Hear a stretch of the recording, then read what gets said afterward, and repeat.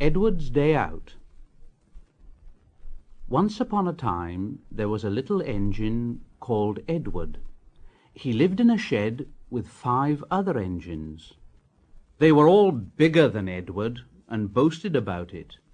They said, "The driver won't choose you again. He wants big, strong engines like us." Edward hadn't been out for a long time, and he began to feel sad. Just then the driver and fireman came along to start work. The driver looked at Edward and said, "What's the matter? Are you feeling sad?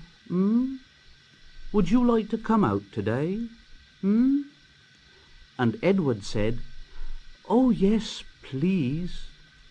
So the fireman lit the fire and made a nice lot of steam. Then the driver pulled the lever and Edward puffed away.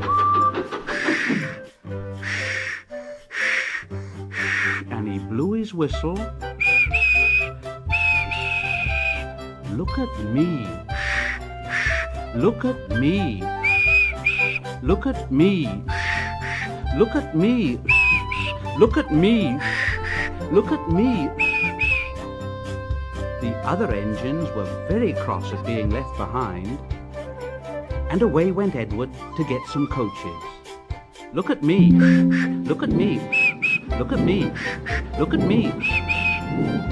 At last Edward found the coaches, and they said, "Oh, please be careful, Edward. Don't bump and bang us like the other engines do." So Edward came up to the coaches very, very gently.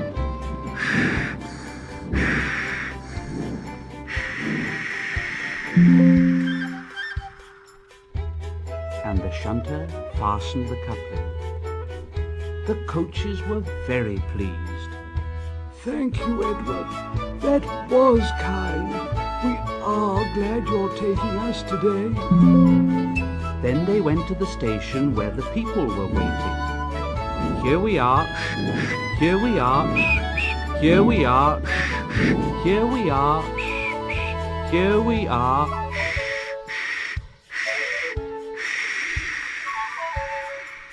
"Come along, get in quickly, please." So the people got in quickly, and Edward waited happily for the guard to blow his whistle and wave his green flag. He waited and waited, and there was no whistle and no green flag. Edward was getting anxious. "Where is that guard?" The driver and fireman asked the station master. Have you seen the guard?" "No." They asked the porter. Have you seen the guard?" Yes, last night." Edward began to get cross. Are we ever going to start? Just then a little boy shouted, "Here he comes!" And there the guard was, running down the hill with his flags in one hand and a sandwich in the other. He ran onto the platform, blew his whistle, and jumped into his van. Edward puffed off. "Here we go. Here we go. Here we go. Here we go. Here we go. Shh, shh. He did have a happy day. All the children ran to wave as he went past, and he met old friends at all the stations. He worked so hard that the driver promised to take him out again next day. And he told the other engines in the shed that night, "I'm going out again tomorrow. What do you think of that?" But he didn't care what they thought, for he was so tired and happy that he fell asleep at once.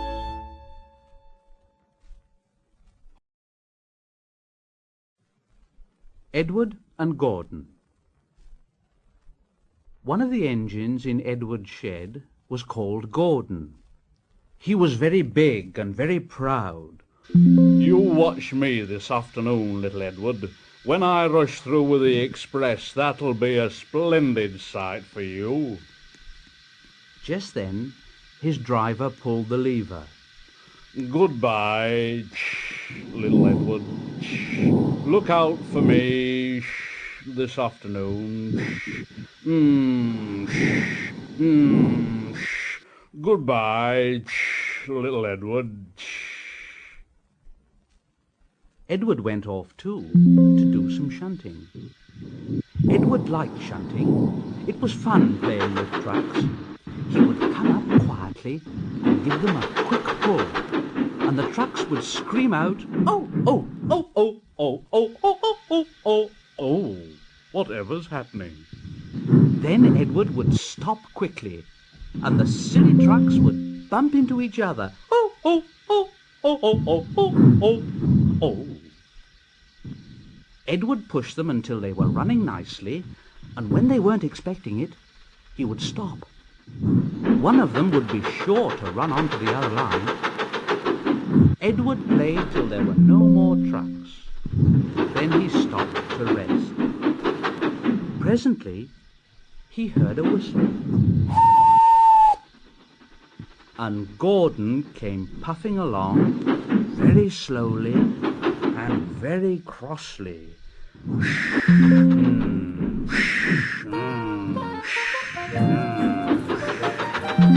Instead of nice shining coaches, he was pulling a lot of very dirty coal trucks.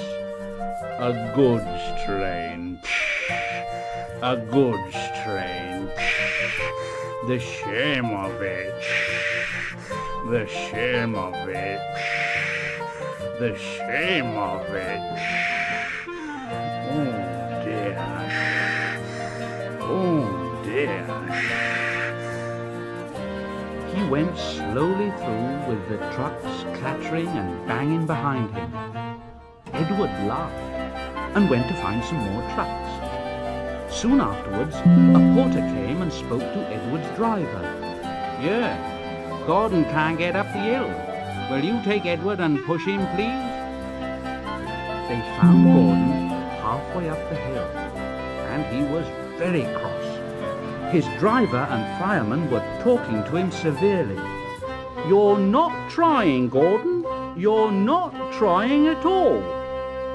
And Gordon said, "I can't do it. I can't do it.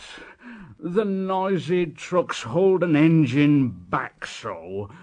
If there were coaches now, clean, sensible things that come quietly, that would be different." Edward's driver came up. "Here, we've come to push you." "Oh, it's no use at all." "Well, you wait and see." They brought the train back to the bottom of the hill. Edward came up behind the brake van. "I'm ready."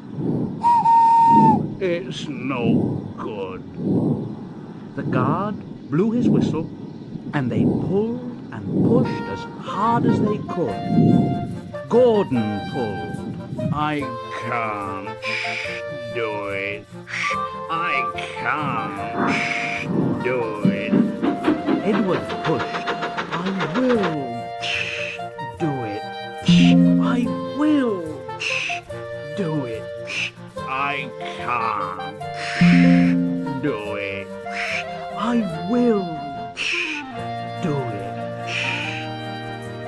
pushed and puffed and pushed as hard as ever he could, and almost before he realized it, Gordon found himself at the top of the hill. I've done it. I've done it. I've done it. And he forgot all about Edward pushing behind. He didn't wait to say thank you, but ran on so fast that he passed 2 stations before his driver could make him stop. Edward had pushed so hard that when he got to the top, he was out of breath. Gordon ran on so fast that Edward was left behind. The guard waved and waved, but Edward couldn't catch up. He ran on to the next station, and there the driver and fireman said they were very pleased with him. The fireman gave him a nice long drink.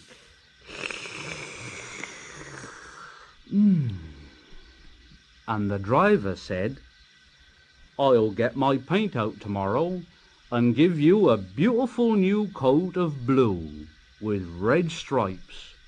Then you'll be the smartest engine in the shed."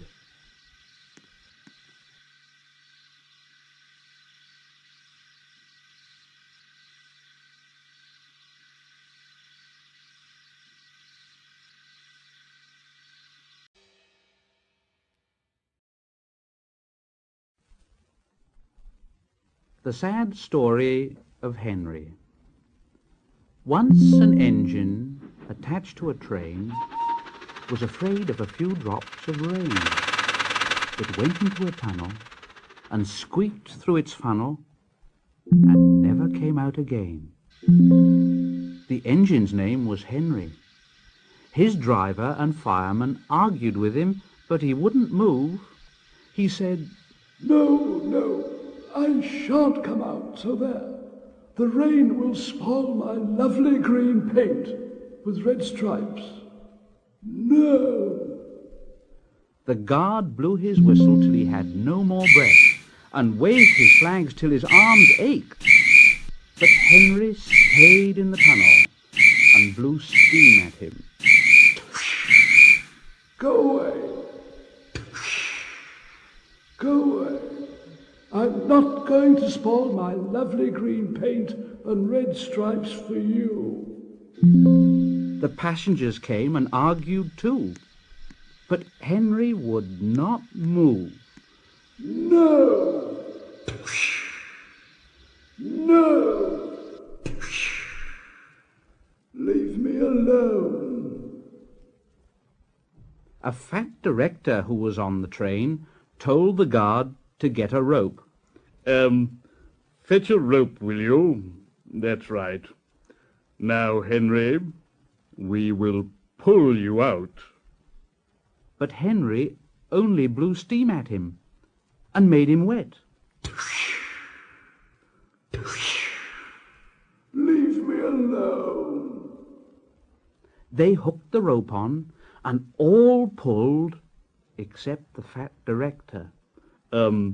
My doctor has forbidden me to pull, don't you know? They pulled and pulled and pulled, but still Henry stayed in the tunnel. Then they tried pushing from the other end. The fat director said, 1, 2, 3, push! but he didn't help himself.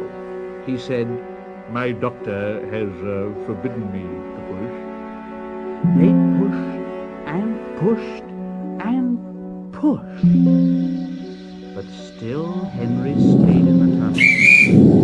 At last, another train came. The guard waved his red flag and stopped it. The 2 engine drivers, the 2 firemen, and the 2 guards went and argued with Henry. Look, Henry, it's stopped raining. Yes, but it'll begin again soon, and what would become of my green paint with red stripes then? So they brought the other engine up, and it pushed and pushed.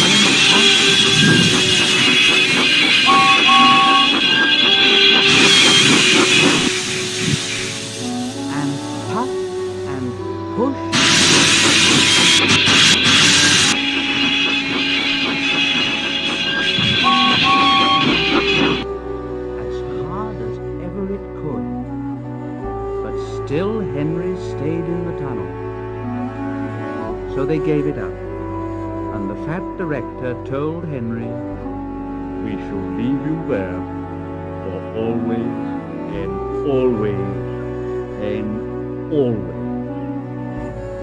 They cut a new tunnel through the hill, they took up the old rails, and they built a big brick wall in front of Henry. Now Henry can't get out, and he watches the trains rushing through the new tunnel. He's very sad because no one will ever see his lovely green paint with red stripes again. But I think he deserved it, don't you?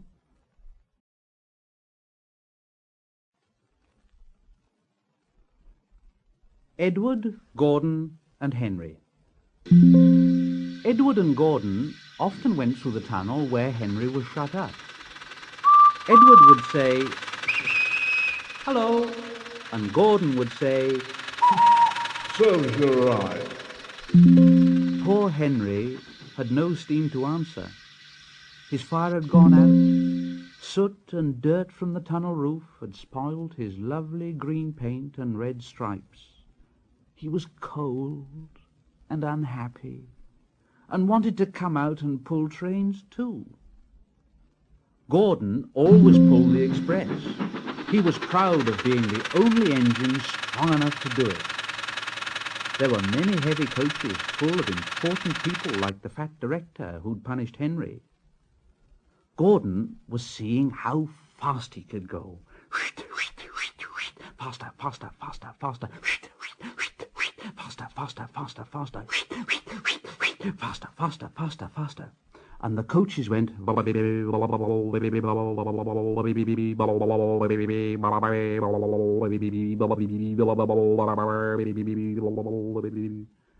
Gordon could see Henry's tunnel in front, and he thought to himself, "In a minute, I'll just go at Henry and rush through and out into the open again." Closer and closer he came. He was almost there when... "Oh dear! Oh, what's happened? Oh."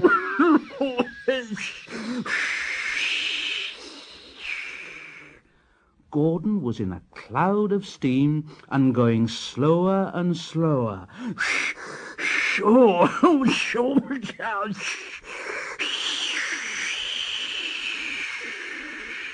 His driver stopped the train. "Oh, what has happened to me? Oh, I feel so weak."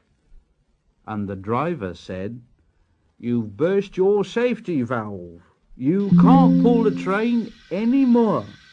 "Oh dear, and we were going so nicely too. Look at Henry laughing at me." Gordon made a face at Henry and blew smoke at him. "Stop it." Everybody got out and came to see Gordon. The fat director said, Yes, I never liked these big engines. Always going wrong. Send for another engine at once."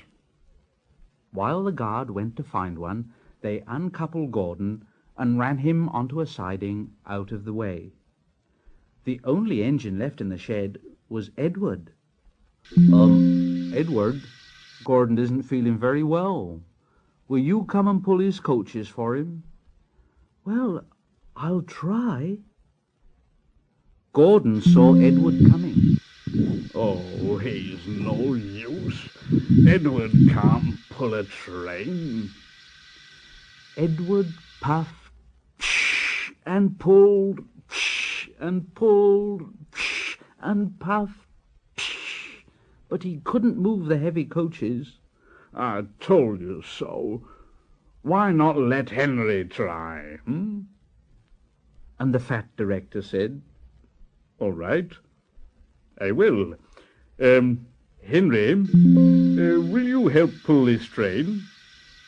And Henry was delighted. "Oh, yes, certainly. Only too pleased." So Gordon's driver and fireman lit his fire, some plate layers broke down the wall and put back the rails, and when he had steam up, Henry puffed out. He was dirty. His boil was black and he was covered with cobwebs. Oh, shh. Oh, shh. I'm so stiff. Shh. I'm so stiff. You'd better have a run and ease your joints and find a turntable. Henry came back feeling much better, and they put him in front. Edward said, "I'm ready." So am I. Pull hard. Pull hard. "We'll do it. We'll do it. Pull hard. We'll do it." The heavy coaches jerked and began to move, slowly at first, then faster and faster. We've done it together. We've done it together. We've done it together. We've done it together. Hooray, you've done it! Hooray, you've done it! Hooray, you've done it! All the passengers were so excited, the flight director leaned out of the window to wave to Edward and Henry, but the train was going so fast that his hat flew off into a field where a goat ate it for his teeth. They never stopped till they came to the big station at the end of the line. The passengers all got out and said thank you, and the fat director promised Henry a new coat of paint. Would you like blue and red? Oh, yes, please. Then I'll be like Edward and Gordon. That will be nice.